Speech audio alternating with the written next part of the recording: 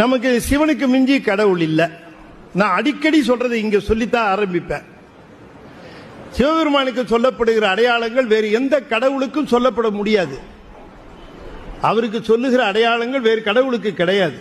அவர் ஒருவருக்குத்தான் சடாமுடி உண்டு, அவர் ஒருவருக்குத்தான் பிறை உண்டு, அவர் ஒருவருக்குத்தான் கங்கை உண்டு, அவர் ஒருவருக்குத்தான் சிரமாலை உண்டு, அவர் ஒருவருக்குத்தான் 3 கண்கள் உண்டு, அவர் ஒருவருக்குத்தான் அருவம் உருவம் அருவுருவம் என்ற நிலைகள் உண்டு, அவர் ஒருவருக்குத்தான் 3ஐயும் தாண்டிய சொரூபம் உண்டு, அவர் ஒருவர் தான் பன்றிக்கும் அணிந்திருப்பார், அவர் ஒருவர் தான் சிரமாலை அணிந்திருப்பார், அவர் ஒருவர் தான் எறும்பு மாலை அணிந்திருப்பார், அவர் ஒருத்தர் தான் சுடுகாட்டில் இருப்பார்.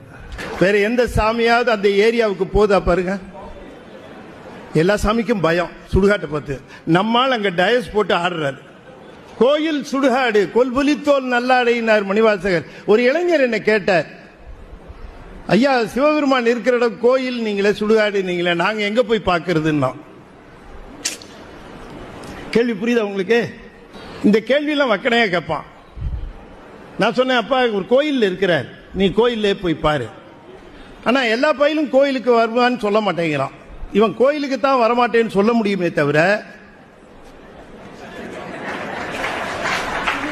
ஐ will meet that fellow there பயில அங்க வச்சு பாத்துக்கிறாரு. இப்ப சுடுகாட்டுக்கு போக மாட்டேன்னு சொல்ல முடியுமா? அங்க சிவபெருமான பார்த்து தான் ஆகணும். அதுவே தான் கோயில் அவருக்கு. இவன் கோயிலுக்கு போக மாட்டேன்னு சொல்றவெல்லாம் அங்க போய் தான் தீரணும்.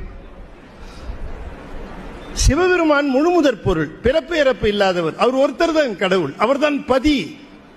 எந்த தாய் வயிற்றிலையும் கருவிருந்து பிறந்ததா அவருக்கு சரித்திரமும் கிடையாது, புராணம் கிடையாது, எதுவும் கிடையாது.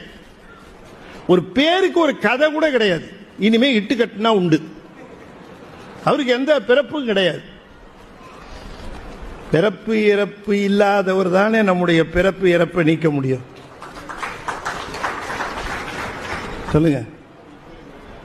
உடம்பு சரியில்லைன்னு நான் போய் பார்க்கிற டாக்டரே இருமிக்கிட்டே படுத்து கிடந்தாருன்னு வச்சுக்கோங்க.